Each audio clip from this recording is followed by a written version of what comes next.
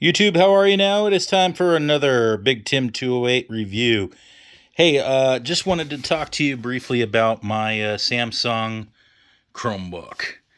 I just purchased this bad boy from my local Fred Meyer store for a whopping $100 for Black Friday, and I thought I would share my personal thoughts on the Chromebook. I'm using it specifically for work, and I wanted to talk to you briefly about some things that I like and some things that I don't like about it. So let's jump into it. It's a USB to USB C type plug. So there's C types on both sides. And the plug itself is rather large and is a USB-C as well. I both like and dislike that because I think USB-C is probably the new type of USB charger port we're going to be using. It does charge rather quickly, which I do like. I don't know if it would be compatible with my S21 Ultra. It might be. I don't know if I would want to try to use it on a smartphone, but just to kind of cover, just there's some of the specs on it in case you were curious. It does come with the charger, which is nice because a lot of things aren't coming with the charger anymore. They're just giving you the device anymore. So now you've got the device and the cord with this, the cord and the charger. So that's kind of nice that it came with that. Something I didn't like, or I do like, I should say, USB C port over there is for charging. USB port on this side for using a mouse or another device, I guess, if you chose to do that. It does have a micro SD card slot here. Whoa.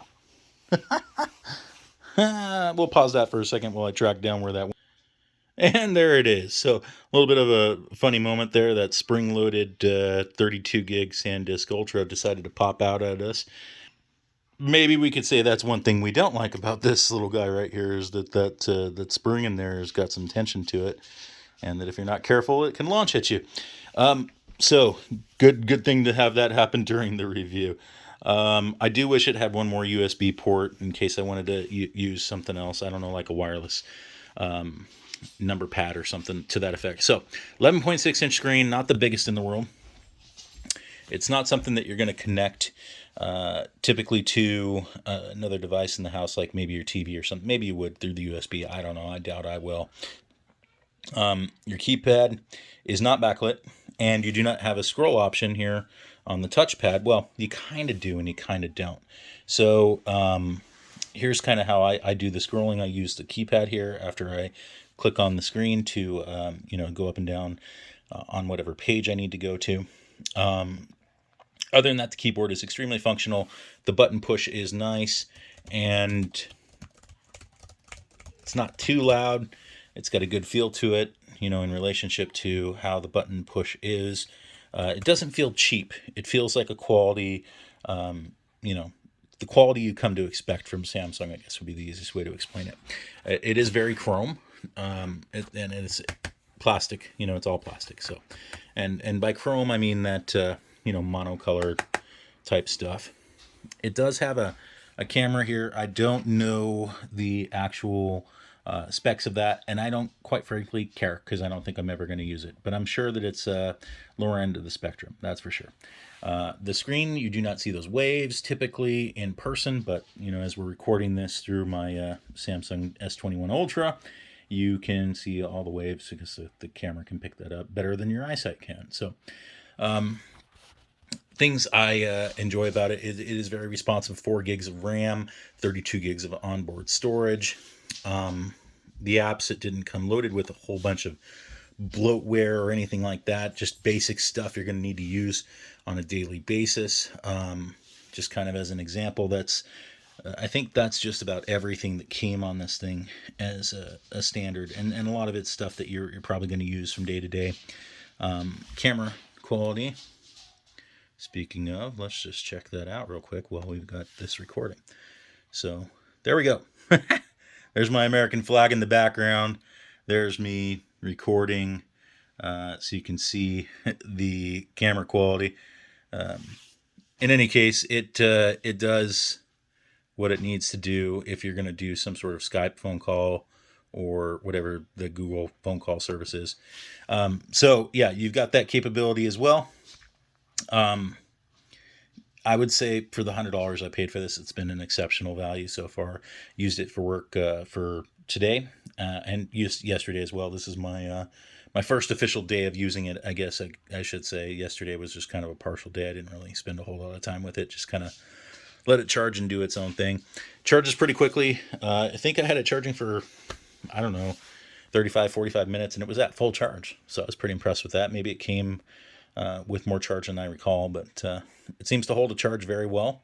I think I used it without charging it today for a better part of 2-3 hours. And again, I'm not on this thing constantly. I sell cars for a living, so I bring customer profiles up on here, load their information in, scan driver's license with my phone, that kind of stuff. So don't have to do a whole lot, and doesn't have to have a lot of processing power for me. Everything is just going to be web-based. But so where this will come in handy, you want to listen to some Pandora music, download Pandora here.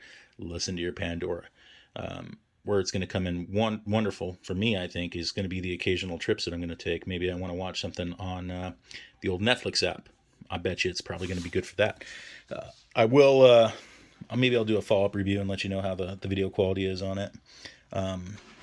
In any case, I just wanted to talk briefly about just the processing power and how well it handles, going from tab to tab. I've had as many as 9 tabs open at this, on this at once, and it's functioned fine with no issues. So, screen quality I think is decent for what it is, and again, the processing power is good, and I've been quite happy with the touch sensitivity, the button pressing, all that fun stuff that you've come to know. There is a bit of a lip to the back of the key or back of the screen here when you have it opened, so that you can have it tilted. And what's really cool is they put this little bezel, I don't know, whatever you call it there, on the back here to keep it from moving around. And then they've got the little rubber feet here at the bottom, which I have not taken the plastic off yet, but it keeps the laptop in place. Audio quality seemed fine, for being an 11.6 inch, Chromebook. It does a good job. It's that shiny plastic chrome stuff, so just what you come to expect from a Samsung Chromebook. I think if you got this thing for somewhere between $100 and $200, you're probably doing well. I've been extremely satisfied and I'm happy with it. If y'all have questions, concerns, please feel free to ask any questions you might have. Like, comment, subscribe. Let me know what you think of your Chromebook if you've got one, and or if you have any complaints. Just want to thank you again for watching my video this evening, and appreciate y'all. Please comment, like, subscribe. Have a good night.